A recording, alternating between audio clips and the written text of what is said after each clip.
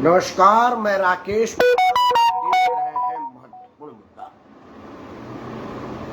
महत्वपूर्ण मुद्दे में आज सबसे महत्वपूर्ण विषय तो ये था कि महाराष्ट्र विधानसभा में भारतीय जनता पार्टी के उम्मीदवार मशहूर वकील विधानसभा अध्यक्ष की कुर्सी पर ध्वनि मतों से काबिज हो गए हैं। मतलब एकनाथ शिंदे सरकार की पहली लड़ाई फतेह विजय हुआ। खैर, ये तो गणित का प्रश्न था और एज यूजुअल उसको होना था, इसलिए मैंने इसको महत्वपूर्ण मुद्दा नहीं बनाया।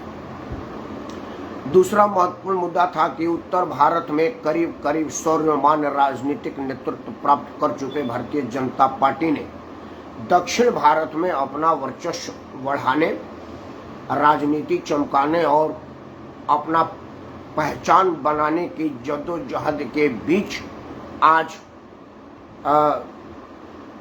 भाग्यनगर, तेलंगाना की राजधानी भाग्यनगर में आज अपने राष्ट्रीय कार्य परिषद की बैठक का समापन किया। 2 दिवसीय कार्यशाला में बहुत सारे राजनीतिक प्रस्ताव पास हुए। वो लंबा चौड़ा है, कहने की जरूरत नहीं, वो डॉक्यूमेंट्री एविडेंस है, वो नेट पर है। कौन कौन नेताओं ने क्या बोला ये भी नेट पर है। मेरा महत्वपूर्ण मुद्दा था कि भारतीय जनता पार्टी की नज़र अब तेलंगाना पर है, इसलिए हैदराबाद म्युनिसिपल कॉरपोरेशन के चुनाव में भारतीय जनता पार्टी का दूसरा सबसे बड़ा नेता अमित शाह, जो भारत के गृह मंत्री भी हैं, भारतीय जनता पार्टी के पूर्व अध्यक्ष भी हैं और वर्तमान में नरेंद्र मोदी के सबसे खास विश्वास पात्र और वफादार राजनीतिक है। हालांकि राजनीति में वफादारी शब्द बेमानी है, लेकिन फिर भी उन दोनों की ट्यूनिंग देख करके लगता है कि वो एक दूसरे पर भरोसा करते हैं। तो उन्हों को उतारना पड़ा था या उनको खुद उतरना पड़ा था। भारतीय जनता पार्टी का सबसे बड़ा चमकदार हिंदुत्व का चेहरा, फायर ब्रांड नेता योगी आदित्यनाथ जी को उतरना पड़ा था। और मजे की बात है कि जहां जहां योगी आदित्यनाथ जी के चरण पड़े थे हैदराबाद म्युनिसिपल कॉरपोरेशन में, वो स्थान भारतीय जनता पार्टी को विजय सिर्फ प्राप्त हुई थी। दक्षिण में भारतीय जनता पार्टी के पास कर्नाटक के अलावा और कोई जगह नहीं है जहां पर उसकी कोई उपस्थिति हो। तेलंगाना, हैदराबाद, तमिलनाडु, केरल, इन सब जगहों पर भारतीय जनता पार्टी कितनी परेशान है अपना बढ़त बनाने के लिए।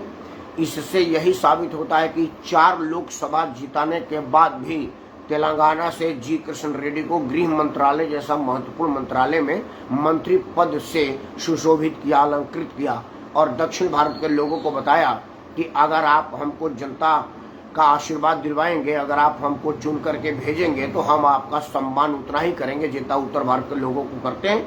मेरे नज़र में उत्तर भारत दक्षिण भारत नहीं है, समस्त भारत है, समग्र भारत है और भारत का सर्वांगीण विकास हमारा राजनीतिक लक्ष्य है। चूंकि ये सब डॉक्यूमेंट्री है और भविष्य के गर्भ में है, इस वजह से मैंने इसको भी महत्वपूर्ण मुद्दा नहीं बनाया। मेरा जो महत्वपूर्ण मुद्दा है वो अत्यंत ज्वलनशील, ज्वलंत और चिंतनीय मुद्दा है। मैंने उसको आज महत्वपूर्ण मुद्दा बनाया है क्योंकि ये विषय महत्वपूर्ण नहीं है, ये चिंतनीय विषय है। हर समझदार आदमी, हर भारतवासी को, हर उस आदमी को जिसको भारत महान से प्यार है, उसको इस विषय को रिलेट करना चाहिए, इस विषय पर चिंता जाहिर करनी चाहिए, इस विषय पर ध्यान आकर्षित करना चाहिए और बड़ी सोच समझ और दिल के अंतःकरण से इस विषय पर विचार करना चाहिए। मित्रों, भारत महान में जो उग्र इस्लामिक आतंक फैला हुआ है उसका जिम्मेवार कौन? आईएसआईएस की बहरी प्रभाव, जाकिर नाइक की विस्फोटक ज्वलनशील वीडियो या वोट बैंक की नपुंसक राजनीति? ये एक बड़ा महत्वपूर्ण मुद्दा है।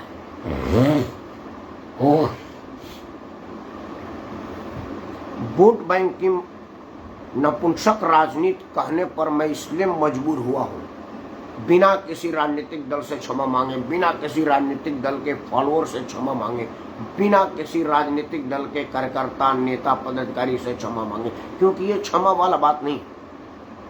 मैं उन सबको नपुंसक कह रहा हूं क्योंकि मित्रों देखा गया है कि अगर कोई घटना होती है, जैसे उदयपुर की घटना या महाराष्ट्र की जो घटना हुई है, उस पर मैंने देखा कि जितने इस्लामिक स्कॉलर, प्रवक्ता, वक्ता टीवी पर, सोशल मीडिया पर आए, वो झूठा ही सही, लेकिन उन्होंने अपने वक्तव्यों की शुरुआत इस शब्द से किया कि मैं सबसे पहले उदयपुर के घटना की खंडन करता हूँ। इस्लाम में हत्या, गला काटने जैसी कोई बात नहीं है, और हम इसमें इस बात को नहीं मानते कि वो इस्लाम को मानने वाले थे या वो इस्लामिक सोच के थे। वो इस्लाम से खारिज है, उनका इस्लाम से कोई मत। वो झूठा सही, लेकिन ये कह करके ही बाकी और बहाना मारते हैं कि ये नूपुर शर्मा ने किया, भाजपा ने किया, देश निकाय या आवाज फलाना ने कहा। लेकिन अगर वो मुसलमान नहीं है और मोदी विरोधी राजनीतिक दल का कार्यकर्ता नेता है, तो वो सबसे पहले कहता है कि उदयपुर की घटना एकदम सही है, इसलिए कि नूपुर शर्मा ने ऐसा कहा है। मतलब गला काटने का कोई गैर भाजपाई नेता सार्वजनिक मंचों पर, वीडियो बयानों पर उसका मजम्मत नहीं कर रहा है, उसकी आलोचना नहीं कर रहा है, क्योंकि उसको वोट बैंक बिदक जाने का खतरा है। तो क्या देश में बढ़ती हुई इस्लामिक और इस्लामिक आक्रांता सोच, कातिलाना सोच, हमलावर सोच के पीछे उग्र इस्लाम के मानने वालों से ज्यादा नपुंसक राजनीति है? क्योंकि उनको पता है कि अगर इस तरह की कोई वाकया में अगर हम पकड़े जाते हैं तो हमारा जो वकील सुप्रीम कोर्ट में होगा, जो जज को रात में सोने नहीं देगा, वो सारे के सारे वोट बैंक के लालची हिंदू होंगे। आपको मजे की बात ये बताऊं कि जब मुंबई बम विस्फोट का आतंकी अब्दुल कशाफ को फांसी की सजा सुनाई जा रही थी, तो रात में सुप्रीम कोर्ट के सुप्रीम जज को जगा करके फैसला रुकवाने का जितने जजों ने, वकीलों ने प्रयास किया था, उसमें से एक भी मुसलमान नहीं था। ये समझने वाली बात है। वो सब के सब वोट बैंक के गिद्ध थे, वोट बैंक के लालची थे, वोट बैंक के लिए देश बिक जाए, टूट जाए, लूट जाए, देश मर कतलेआम मच जाए, 100, 200, 500, 1000 लाख लोगों का गला कट जाए, रेत दिया जाए, इससे उनको कोई फर्क नहीं पड़ता। क्योंकि अगर 10, 20, 50 आदमी का गला रेता जाता है तो वहां पर वोट बैंक बनाने की मौका मिलता है, सहूलियत। इसका एक उदाहरण देता हूं। पहलू खान का गला कटा जाता है या किसी और खान का, नईम का, नदीम का, यानी मुसलमान का अगर कहीं कोई हत्या होती है, मारपीट होती है, कोई और मामलों में नहीं, तो नेता 2-2 करोड़, 3-3 करोड़, 5-5 करोड़ रुपया की चेक लेकर के चले जाते हैं और यहीं से विधवा विलाप करते जाते हैं, कोहराम मचा देते हैं, टीवी में आग लगा देते हैं, फायर ब्रांड बोल बोल करके। लेकिन एक गरीब टेलर हिंदू मरा है तो किसी के मुंह से एक शब्द उसके पक्ष में नहीं निकल रहा है, और चेक वेक तो देने की बात सोचिए, वो कोई बयान ट्वीट भी नहीं कर रहे हैं, वो चाहे केजरीवाल हो या कांग्रेस हो। केजरीवाल 2 करोड़ की चेक लेकर के अपने बाप के पास चला गया था, लेकिन इस गरीब टेलर के पास एक संवेदना का शब्द कहने का भी केजरीवाल के पास समय नहीं। ये यही केजरीवाल है जो हमारा सियाचिन में बर्फ में दबने से वीर बांकुर नौजवान फौजी का जीवन मौत में संघर्ष कर रहा था बेस अस्पताल में, उसको एक संभावना का ट्वीट भी नहीं किया। और उनके पिताजी का जब देहांत हो गया, एक गौमांस के अवशेष उसके घर से बरामद होने पर और गौमांस के अवशेषों को हिंदू बहुल जाटों के घरों में फेंकने से हुए उपद्रव पर, तो वो वहां पर पैदल चला गया, क्योंकि उसको पता है कि हमारे देश में हिंदुओं की जमात नपुंसकों की जमात है, वोट बैंक लालचियों की जमात है, और ये देश लालच से भरा हुआ है। आप 200 यूनिट फ्री का लालच दे दीजिए, उसके बाद उनका गला काट लीजिए, उनको कोई फर्क नहीं पड़ता। 200 यूनिट बिजली तो मिल रही है, क्योंकि उसको पता है कि हिंदू क्या चाहते हैं, हिंदू है क्या। चूंकि ये देश के आजादी के पहले से ही हिंदू के मानसिकता को धीरे धीरे धीरे धीरे धीरे धीरे जात में बांटा गया है, और इनको जात में इतनी ज्यादा बांट दी गई है कि अगर मैं कोई बात कर रहा हूं तो हमारा क्षत्रिय समाज का लोग कहेगा कि इसका नाम राकेश सिंह परमार है। नहीं नहीं नहीं, नहीं। मैं तो राकेश चौहान हूं, ये मेरा भाई नहीं हो सकता। मैं राकेश गौतम हूं, मैं राकेश बिसेन हूं, मैं राकेश वैश्य हूं, मैं फलाना हूं, ढिमाका हूं। इतनी ज्यादा बांट दिया गया है गोत्र में। हम जब बोलेंगे तो और जाति छोड़िए, ब्राह्मण कहेगा ना ना ना, ये तो क्षत्रिय है, मैं ब्राह्मण हूं, मैं यादव हूं, मैं दलित हूं, मैं फलाना हूं, मैं ढिमाका हूं। इसकी सोच की शुरुआत अंग्रेज करके गए थे। उन्हें जब देश छोड़ना पड़ा तो उन्होंने कहा है अपने लोगों को, अपने पिछड़ों को कि भाई संविधान लिखते वक्त आरक्षण के बीज डाल दो ताकि देश में अगले पिछले लड़ते रहें और हम देश पर हावी रहें, इनडायरेक्टली देश पर शासन करते रहें। क्योंकि अगर ये समग्र हिंदू एक हो जाएंगे तो फिर हमारे जो इस्लामिक स्टेट का सपना इस देश पर, जो गजबाए हिंद पूरा करने का सोच है, वो नहीं हो पाएगा। और हम इस चीज पर विचार नहीं कर रहे हैं क्योंकि हम तो यादव हैं, हम कुर्मी हैं, हम कोयरी हैं, हम फलाना है। लेकिन जब वो गला रेतते हैं तो कोयरी कुर्मी ब्राह्मण बनिया नहीं देखते हैं, वो ये देखते हैं कि इसने हमारे नबी के विरुद्ध बोला है। वो चाहे कोई हो, उनको सोचने का मतलब नहीं है। नबी के विरुद्ध बोले पर अपने नबी के मानने वालों का गला रेत देते हैं। क्योंकि पैगंबर साहब के भांजे को कोई शिव सैनिक ने थोड़े मारा था। हसन हुसैन के युद्ध में कोई शिव सैनिक बजरंग दल का कार्यकर्ता थोड़े गया था। वो तो आपस में लड़े थे। सिया सुन्नी की लड़ाई में कोई हिंदू थोड़े जाता है। तो जब वो गला रेतने पर अपने की नहीं बर्दाश्त मतलब फर्क करते तो तुम फिर किस खेती की मूल्य हो। मित्रों, इन बात पर विचार समस्त देशवासियों को करना पड़ेगा। इसलिए करना पड़ेगा कि ये जो वाकया हुआ है महाराष्ट्र में, महाराष्ट्र की निर्दलीय सांसद ने मुख्यमंत्री से अपील किया था, तत्कालिक मुख्यमंत्री हृदय सम्राट बाला साहब ठाकरे के बेटा को कहा था। बाला साहब ठाकरे के बेटा ने उसको डकैती का केस बना करके खत्म कर दिया। जब उन लोगों की गिरफ्तारी हुई तब तक निजाम बदल चुका था। सरकार भारतीय जनता पार्टी और असली शिवसेना की आ गई थी। उनसे जब पूछताछ किया गया तो प्रामा फेसी उनका आया था कि भाई मैं नूपुर शर्मा के समर्थन के वजह से इनका गला काटा था और इसका वीडियो बना करके पोस्ट किया था ताकि देश भर में दहशत पैदा हो। लेकिन जब मैंने देखा कि सरकार हमारा मदद कर रही है और हमारी इस मैटर को फैलने नहीं दे रही है, तब जाकर के हमने ये उनका बयान है, ये मैं नहीं करूँ, मेरे कान में नहीं कहा, मैं कोई असेसमेंट नहीं किया है। मतलब अगर महाराष्ट्र की सरकार उस बात पर पर्दा नहीं डालती, वोट बैंक के चक्कर में उसको ढकने छुपाने का प्रयास नहीं करती, तो उदयपुर वाला कांड नहीं हो पाता। क्योंकि उनको तो मैसेज देना था कि आप नूपुर शर्मा का समर्थन करो, हम तुम्हारा गला काटेंगे। क्योंकि नूपुर शर्मा के बयान पर सरतन से जुदा पूरे देश दुनिया में हो गया। लेकिन उसके पहले उस जाहिल वकील जो कि सुप्रीम कोर्ट में वकालत करते हैं, उन्होंने जो हमारा भगवान के विषय में बोला उस पर कहीं कोई हिंदू ही नहीं बोल रहा है। उनके सामने बैठा हुआ कांग्रेस प्रवक्ता कर रहा है कि ठीक है, मुसलमान जो कर रहे हैं वो बिल्कुल ठीक कर रहा है, गली गली में शिवलिंग उत्पन्न हो रहे हैं। मतलब ये कितना बड़ा विभत्स रूप हो रहा है, कितना बड़ा विस्फोटक स्थिति आई है, आप इस बात की आकलन करें। क्योंकि अगर एक हिंदू का गला काटा जाता है तो फिर कोई नहीं बोलता। एकला दिल्ली का कपिल शर्मा ही एक ऐसा आदमी है जो कपिल शर्मा जा करके वहां पर 1 करोड़ का सहायता राशि दिया और कहा कि मैं इस परिवार का भरण पोषण लेने की जिम्मेवारी लेता हूं। बाकी सारे लोग फोटो खिंचवाने के लिए गए थे।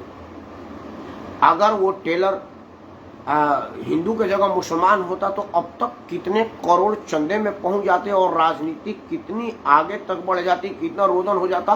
प्रियंका सोनिया और राहुल वहां चले जाते। उत्तर प्रदेश के उन्नाव में एक दलित बेटी के साथ आपसी विवाद में कुछ हुआ। अभी वो स्पष्ट नहीं हुआ है कि हत्या उसके भाई ने किया था या जिस पर इल्जाम है उसने किया था।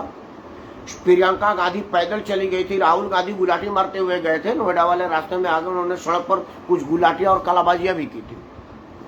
लेकिन ये गुलाटी और कलाबाजी करने के बाद भी उनको कोई फायदा नहीं हुआ। आज उदयपुर में उनका बयान तक नहीं आया क्योंकि वहां पर कांग्रेस की सरकार है। ये सोचने वाली बात है। इस बीच जयंत ने मुझे कुछ मार्गदर्शन दिया, मैं चाहूँ कि पढ़ लूँ।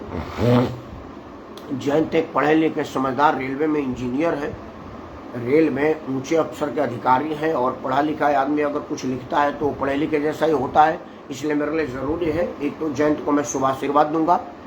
जयंत ने लिखा है कि घबराइए नहीं भैया, ईश्वरीय शक्ति सब देख रही है। हनुमान चालीसा को प्रतिबंध करने वाली सरकार 40 दिन के अंदर वह सरकार रोड पर आ गई है और कल ज्ञान वापी की सुनवाई भी है। जयंत, ईश्वरीय शक्ति के आगे तो मैं नतमस्तक हूँ और मुझे पूरा ईश्वरीय शक्ति पर भरोसा है, लेकिन दानव और देवों में झगड़ा तो आदिकाल से अनादिकाल से होता रहा है। आदिकाल में देव और राक्षसों में झगड़ा हुआ नहीं।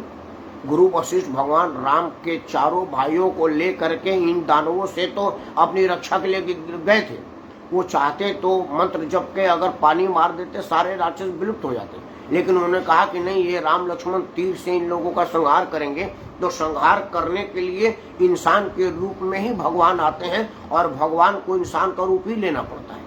जैसे आज योगी मोदी राम लक्ष्मण की तरह से जोड़ी आई हुई है, हम सब इन पर आशीर्वाद बनाए रखें, इन पर अपना समर्थन बनाए रखें। ये जितने दानव 50 हैं वो सारे के सारे स्वतः समाप्त हो जाएंगे। दुनिया चाहे जो हो, योगी मोदी का साथ देंगे तो ये दानव उन्हों अपने आप विनाश कर देंगे, और अगर नहीं तो फिर आपका गला रेता जाएगा और लोग आपके पीछे खड़ा नहीं होंगे। ये जिस तरह से उस गरीब टेलर के साथ हुआ है, गरीब टेलर के साथ जो दुर्दांत हत्या हुई है, उसका थोट समझिए, उसका सोच समझिए। वो सोच कितना विभत्स वाला है और कितना घातक है। सोच इसका ये है कि आप पहले वीडियो बनाइए, वीडियो बना करके मारने का शरेआम घोषणा कीजिए। पुलिस आएगी, पुलिस समझौता करा करके चली जाएगी, क्योंकि पुलिस कहेगी कि अभी गला उला तो कटा नहीं, तो इसमें कोई राजनीति करने का तो चांसेस बन नहीं रहे। तो वो जब यहाँ पर अगर मान लो किसी का मर्डर गला गुला नहीं कटा तो फिर पुलिस को क्या मिला, राजनीति को क्या मिला। उदयपुर वाले ने अपना FIR दर्ज कराया था कि मेरे को जान से मारने का थेफ्ट मिल रहा है। पुलिस ने कहा कोई बात नहीं, पहले मर लो, उसके बाद हम कुछ करेंगे, क्योंकि तब हमको कुछ इधर बात करने का मौका मिलेगी। और उन्होंने उसको मरवा दिया। उदयपुर वाली घटना इससे भी बड़ा, महाराष्ट्र वाली घटना इससे भी बड़ा विभत्स है। महाराष्ट्र वाली घटना ये है कि वो जो दवा व्यवसायी है उसको मारने का इल्जाम उसके अपने सगे मुस्लिम मित्र डॉक्टर पे है, जो साथ में खाना खाते थे, उन दोनों के घर आना जाना था। लेकिन जैसे उनको बताया गया कि भाई इस निंदा को कुछ बहुत बड़ा व्यापक करना है और उसका वीडियो बना करके प्रचार करना है ताकि लोगों को ये पता चल जाए, कि कमलेश तिवारी का गला रेत करके लोगों ने बताया कि अगर आप इस निंदा पर कभी भी कुछ कहोगे तो पुलिस आपके साथ कितना दिन रहेगी। आप कोई देश के प्रधानमंत्री तो है नहीं कि आजीवन सुरक्षा मिलेगा। कोई मुख्यमंत्री कल्याण सिंह, मुलायम सिंह और लालकृष्ण आडवाणी तो है नहीं कि जीवन उपरांत आपको सुरक्षा मिलेगा। आपको 10 दिन, 20 दिन, महीना दिन, 50 दिन सुरक्षा मिलेगी, उसके बाद सुरक्षा हटेगा। कमलेश तिवारी का जिस तरह से गला काटा है आपका काटेंगे और बाकायदे इसका वीडियो बना करके फेसबुक, सोशल मीडिया पर चलाएंगे, इसका प्रचार प्रसार करेंगे। और बाकी समाचार भाड़ की तरह से आई है हमारे बात का एंडोर्स करने के लिए, ताकि देश में दहशत फैले और कोई आदमी इस निंदा के विषय में सोच ना सके। आपके देवी देवताओं का गाली हो रहा है तो होने दीजिए, क्योंकि आप ही ने तो लोगों को वोट दिया है। जो लोग आपके देवी देवता का मजाक उड़ा रहे हैं, अखिलेश यादव जो सरेआम देवी दुर्गा का मजाक उड़ा रहे हैं, अखिलेश यादव के पार्टी के लोग जो दुर्गा जी, लक्ष्मी जी के लिए अश्लील टिप्पणियां कर रहे हैं, उनको वोट किसने दिया है? मुसलमान नहीं, अकेले तो नहीं दिया है, उसको हिंदू ने भी वोट दिया है। तो वो हिंदू अपने ही देवी देवता, अपनी माँ बहन की गाली सुनवा रहे हैं, तो उनका खुदा मालिक है, भगवान मालिक है, ईश्वर मालिक है। हम क्या करें जब उनको अपने ही माँ की गाली, अपने ही पूर्वजों की गाली, अपने ही देवताओं की गाली सुनने में आनंद आ रहा है, संतोष आ रहा है। तो ये सब बड़ा चिंता का विषय है मित्रों। ये सब नपुंसक राजनीति की वजह से हो रहा है। राजनीति में वाले लोग इन सब चीजों को एक सिरे से, एक आवाज में, एक पुष्ट होकर के विरोध नहीं करेंगे, तब तक स्थिति इतनी भयानक हो जाएगी कि आपसे रोके नहीं रुकेगा। जनसंख्या नियंत्रण पर हिंदू राजनीतिक दलों का विरोध देख करके ऐसा लगता है कि वो लोग चाहते हैं कि बहुत जल्दी गजबाई हिंद आ जाए, लेकिन वो लोग बेवकूफ हैं। अफगानिस्तान का इतिहास उनको पता नहीं है कि जो अफगानिस्तान में सरदार जी मुसलमान को अपना बाप बनाते थे, सबसे पहले उनको सारा राजपाट छोड़ करके भागना पड़ा। वह छोड़िए, मोहम्मद करजई जो स्वयं में मुसलमान था, उसको अफगानिस्तान छोड़कर भागना पड़ा, क्योंकि उनके यहाँ तो आता है तो अपने बाप के नहीं होते, तुम कौन हो? ये छोटी महीन लाइन कोई नहीं समझ पा रहा है, तो मैं क्या करूं? गला फाड़ के कितना चिल्लाऊं? मैं चूंकि चला इसलिए रहा हूं कि मुझे अपने भविष्य का खतरा है, मुझे अपना गला रेत देने का डर है। क्योंकि ये बात राजनीतिक दल के लोग, सरकारें अगर चाहेंगे तो ये गला रेतना बंद हो सकता है। क्योंकि जब पवित्र कुरान में ये नहीं लिखा है कि गला रेता जाए सरतन से जुदा, तो जब सरतन से जुदा कुरान में नहीं लिखा गया है तो तमाम मदरसों में ये क्यों पढ़ाया जाता है, ये बात समझ में नहीं आता। मतलब हमारी सरकारें अल्लाह के सम्मान में गुस्ताखी कर रही हैं, क्योंकि पवित्र कुरान में सरतन से जुदा नहीं लिखा है तो पढ़ाने की इजाजत कैसे सरकारें दे रही हैं। आज तो बहुत सारे प्रदेशों में भारतीय जनता पार्टी की सरकार है और उन सभी जगहों पर मदरसा शिक्षा चालू है और सभी मदरसा शिक्षा में लिखा गया है कि जो खुदा का अपमान करेगा उसका सरतन से जुदा कर दिया जाएगा। ये सब चीजें पढ़ाई जा रही हैं तो भाजपा शासित सरकार भी क्या कर रही है, और कांग्रेस शासित सरकार तो पोषित ही है, केजरीवाल का सरकार तो उसको फंडिंग ही कर रही है, और फंडिंग आपके ही अपने पैसे से किया जा रहा है। तो इन सब को राजनीतिक मुद्दा जब तक नहीं बनाया जाएगा, सजगत नहीं किया जाएगा, और खास तौर से मतदान के टाइम इन सब विषयों को ध्यान में रख के और मतदान नहीं होगा तो फिर अगला गर्दन आपका है। और कब किसका गर्दन कलम हो जाए ये तो वो कलम करने वाले भी नहीं जानते, क्योंकि उदयपुर वाला उनकी योजना में नहीं था। उन्होंने महाराष्ट्र में गला रेत दिया था, लेकिन 10 दिन तक सरकार का संरक्षण मिला और उसको ढक दिया गया, तो उनको लगा कि यार ये तो बात प्रचारित हो नहीं पाई, लोग तो जान नहीं पाए, तो कहा कि तो क्या करें, तो फिर उदयपुर वाला एक सॉफ्ट कॉर्नर लगा। और मजे की बात है कि दोनों के पड़ोसी मुसलमान थे जिन्होंने उसकी फील्डिंग की और उनके साथ दोस्ताना बनाया, उनको भरोसे में लिया और तब जाकर के गला काटा। मतलब ये मुगलिया जमाने से भी आया है कि जब वो गला काटते हैं तो आपके साथ दोस्ती करते हैं। ये भी टेलर कपड़ा न पहनने के लिए आया था, अपने लिए सूट सिलवा रहा था, उनका गर्दन सिल दिया। और वहां भी वो दवाई खरीदने आया था और उनके घर खाना खाने आया था, उनको जहर का इंजेक्शन दे करके ब्लाइंड पॉइंट पर जख्मी किया। चूंकि वो डॉक्टर था, उसको पता था कि किस पॉइंट पर जख्म देंगे तो काम तमाम हो जाएगा, कम खर्चे में ज्यादा नुकसान। तो हम सब लोगों का कर्तव्य है कि जब हम मतदान के टाइम में जाएं या जब ये इस तरह के लोग वोट बैंक के लालची लोग आपके यहाँ मतदान के लिए कहने आए तो आप उनको बताइए कि आप हमारे देवी देवताओं के गाली देने वालों का समर्थन करते हैं। अखलाक खान और पहलू खान के मरने पर मातम मनाते हैं और गरीब टेलर पर मरने पर जश्न मनाते हैं, तो हम आपको वोट क्यों दें? और जब इनको हाथ में जूता लेकर के दरवाजे से दौड़ाएंगे तब जाकर के इनको समझ में आएगा कि यार अब लोग समझदार हो गया है और अब लोग समझने लगे। जब तक जनभावना नहीं भड़केगी इनके विरुद्ध और इनको ये भरोसा नहीं हो जाएगा कि अब जात पात और क्षेत्र से उठ करके भारतवासी समग्र हिंदू हो गया है और हिंदू हितों के अलावा और कुछ नहीं सोच रहा है, तब तक ये समझिए कि ये ऐसा, और जब तक आप संभलिएगा ये आपको बर्बाद कर चुका है।